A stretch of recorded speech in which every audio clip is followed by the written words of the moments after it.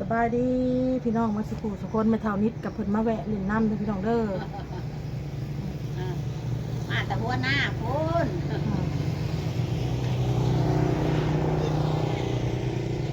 นี่มาใส่ทงพี่ลูกมาใส่ทงนี่ทงขยะติหรือว่าอยู่ในมันมีอยู่ขู่หาน้ำบอลเฮือดครัวไม่เท่าน้อยค่ะน้องบอลก็เลิกโรงเรียนมาแล้วพี่น้องเอ้ยรถได้ลูกหาจำออกไว้มันบ่ให้น้ำพอบ่เคยมา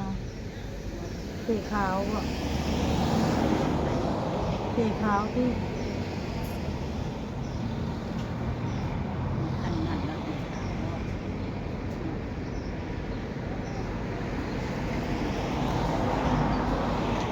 เตะขาวหัวจับเตะขาว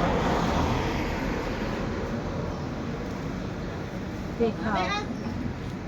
ระวังเลยเบิ่งน้องนั่นรถนะลูกเก็บแล้วคนเขาเตะขาวมาเลยแล้วมาเล่นแล้วก็เราบ่หมดทำยังไงที่เราเสียเจ๊ขาวเพิ่นมาอุดหนุนพี่น้องเอ้ยมาซื้อลูกชิ้นซอยสีไม้ก็คลิปนี้ก็อ้นก็อยากขอบพระคุณนะเพิ่นน้อยอยากขอบพระคุณเอื้อยเพิ่นแต่ว่าเพิ่นบ่ประสงค์ออกนามเด้อพี่น้องเด้อเพิ่นอุดหนุนเพิ่นอันแม่น้อย300แล้วก็อ้น300เด้อพี่น้องเด้อลูกค้ามาแล้วซื้อยังน้อยังหลายเตรียมเด้อพี่น้องแม่น้อยก็เตรียมเครื่องเตรียมของเด้อพี่น้องเด้อเยี่ยมเครื่องเด้อจ้าไก่ลูกโตถุงบักใหญ่เด้อพี่น้องเด้อเพิ่นน่ะถุงนึง10ใบรวยถุงนึงในการเลือดไอเบียงเนาะเลือดไอสีเนาะของซาลีกันเลือดสำลีพี่น้องแมนขอบใจเด้ออันนั้นที่มาอุดหนุนผมมุกขอบใจหลายๆเด้อเดี๋ยวมานั่งนั่งเว้ากันก่อนเนาะนั่งเว้ากันแล้วเนาะนั่งเขาเอาถุงยางใหญ่ๆมาก่อนฮักกันแล้วเฮาก็ขายให้ลูกค้าที่กายไปกายมานำแน่พี่น้องเอ้ยบ่ได้ขายกันกับฮู้กันอ้นอ้นมนไอ้เพชรแล้วเพิ่นมาอุดหนุนเนาะบางบ่แม่นมื้อเช้าบางสวยเช้าออกมาก็สวยแหละพี่น้องเอ้ยอ้นก็แล้วเรียบร้อยแล้วพี่น้องนี่ปิ้งฮ้อนๆเลยนี่นั่นล่ะ300 บาทนี่พี่น้องให้พอวันเป็นคนเอาไปยันให้พี่น้องพอวันเอาคนคลิปพอวันลูกประหยัดมันแตกให้เราห่อยเอาอันนั้นแล้วมันแตกครับเขาห้างใส่กระตาก็ได้ห่อยไว้เนาะได้ยูนี่เลยเขาห่อยมันกันไปห่อยกันเลยห่อยไว้แบบพอวันไปแหละให้พอวันเอาไปให้พี่น้องเลยคลิปพอวันถ้าเบิ่งคลิปพอวันคนก็ขอบมุกขอบใจขอให้เพิ่นโชคให้เพิ่นมานเพิ่นร่ำเพิ่นรวยอยู่ดีมีแห้งเด้อสุขกายสุขใจมีแห้งเนาะสิ่งใดของได้สิ่งนั้นให้ถูกเลขรางวัลที่1เด้อให้ถูกหวยรวยเบอร์อุดหนุนขอบใจหลายๆทางจะกระแทกตลอดปลอดภัยเนาะซะหน่อยอุดหนุนมดเลยไข่ลูกเพิ่นก็มดแหละซาลีกับมดไข่ลูกกับมดพี่น้องบ่มีเขาขายเหลือแต่น้ำเหลือแต่น้ำเหลือแต่น้ำพี่น้องเลยกระโดดกินไปขายไปกูมือมาหักเบิดคนลึกเขาหู้แล้วอันนั้นดอกคนเขาสิมาซื้อบอลอยู่น้ำนองแล้วลูกบอลน้องเด้อบอลเด้อโดดไล่ไม่เนาะเอานี่แต่ละตัวแรกๆลงยังไงเลยค่ะแวงรอบที่รอบเอาไล่มาแน่รถบ้านแล้วของพี่เลี้ยงกันแล้วเรียบร้อยมันจะของคนยั่งพี่น้องสาวันไปอ่ะน่ะไปแจกไปยายพี่น้องแจกไปยายว่ะเอาไปปั้นครอบครัวขอพันกินน้ำเราก็หลายคนได้เงินเราก็ได้หลายคนนั่นแหละแล้วก็จะว่าเราก็มี2ครอบครัวด้วยจ้ะเนาะเงินซีก็หลายคนเงินนั้น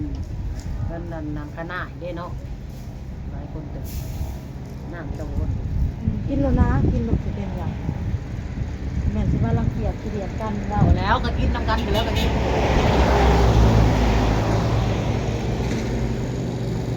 ไปซื้อช้างมาน่ะอ้นซื้อเสื้อเอาไว้ยังเสื้อเอามาดองอยู่หน้าบ้านดีมั้ยมาดองอยู่เด้อเลยเปลี่ยนไป10 ไป20แหน่ไว้ให้ดูกองเรียนขายเครื่องเนาะขายเครื่อง เด้อ สวัสดีจ้า อันน่ะกล้องคนคือว่างามๆน่าใสๆเนาะหน้าเนียนเด้อน่ะหน้าเรียบๆกล้องนี่บ่ เอาเงินน้อยแล้วให้เฮาก็ได้ถ้าจะได้เงินน้อยปึ๊บเราให้บางเว้นนี่ก็40 50บ่แม่นว่าจะสุดจัก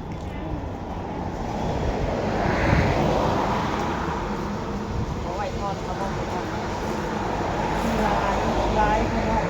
ส่วนมากอาจารย์มีแต่เอาเงินน้อยมาซื้อคนนี้เนาะก็น้อย15 6 17 18 19 20เอา20ก่อน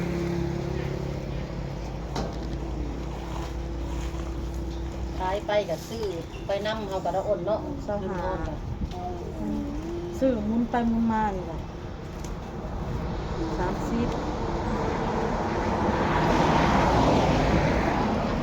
ดาวกันสิเบิด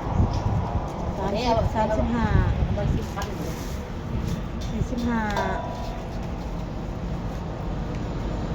50 เด็กเด็กเด็กเด็ก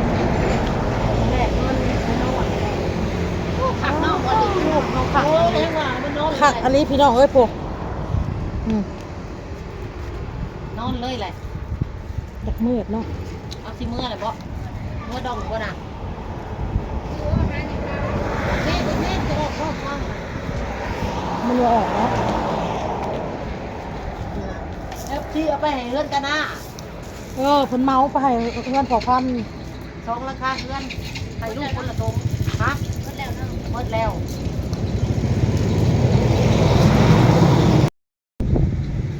มาขายปิ้งขายจามหน้าก็แลเข้าขนาดว่าเจ้าว่างามได้นี่ฮะ มันก็บ่ได้เล่ อ่ะตัวจริงแห้งแหละ ย่างก็ย่างธรรมดาคืออากาศก็เย็นลมพัด ตัวจริงนี่แหละ มันห่มอยู่เขาอยู่กันเนาะขายกันอยู่ในห่มในเงาคอยกันขายแล้วก็ซื้อน้ำขายแล้วก็ซื้อน้ำดูแล้วเนาะเอาทองเอาไปสิมาอีกผู้ใดโทรศัพท์เนี่ยเขาโหลดคลิปอยู่ช่องมันจะได้ส่งคลิปมันนี่ขายแล้วเป็นหนึ่งสตาร์อยู่ไปเลิกเผาแล้วคันแรกแล้วมาคอยเลิกลงโฆษณา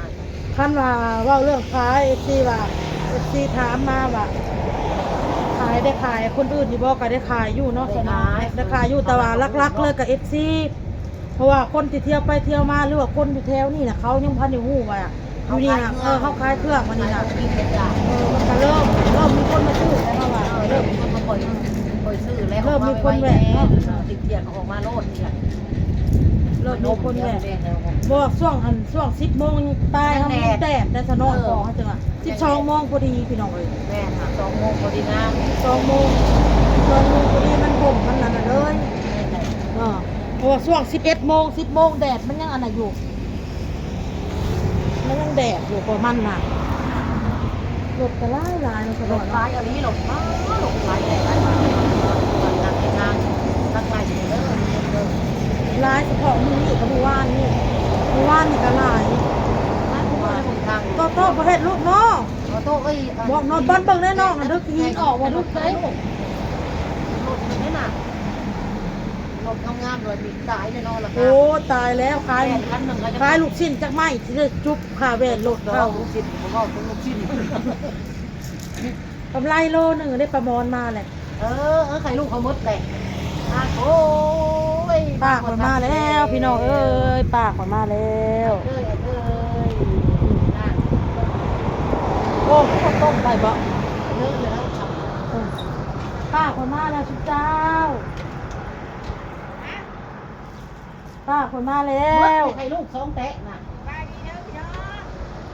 มือเด้อ เฮ็ดเธอบ่เอิ้นมาพี่มาเล่นอยู่พี่มาถ่ายคลิปจันพี่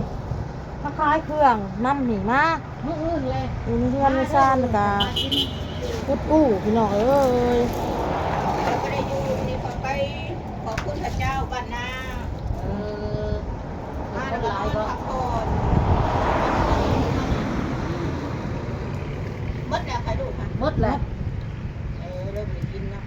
แซ่บมือนี่กะมืออื่น ซื้อซองแกะ มือละสองแตะดูมาเอาหมดแล้ว ของ อื่นเด้อ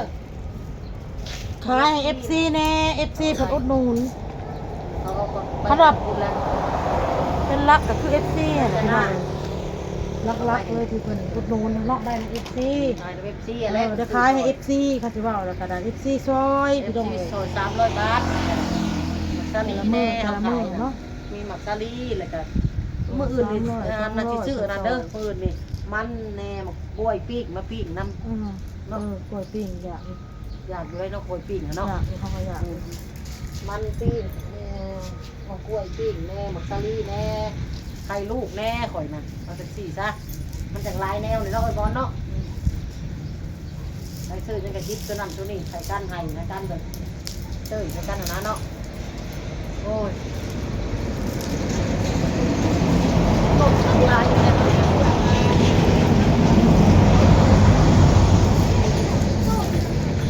ฮะ โอ้โต้นอนเลยรับเลยพี่น้องเอ้ยคน มันต้องใช่ค่ะแท้เออคุณเราเห็นที่เรากินไข่ลูกกันอันนี้จะได้ครับ ออโต้เผ็ดขัดเหรอ ไปกับตำร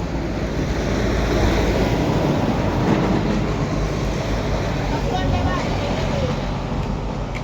ต้มแห้งมันมีสุกก็ อันนั้นเคยได้ว่าแล้ว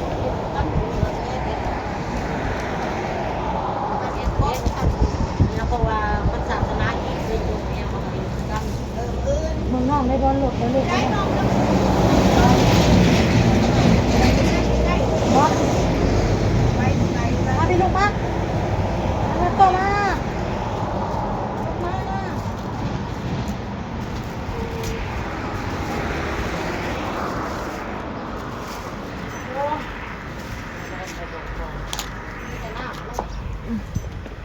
ไปแล้วพี่น้องเอ้ยคลิปนี้พ่อกับคลิปหน้าเลยพี่น้องเด้อไปเด้อลาคนลาก่อนเอาบ๊ายบาย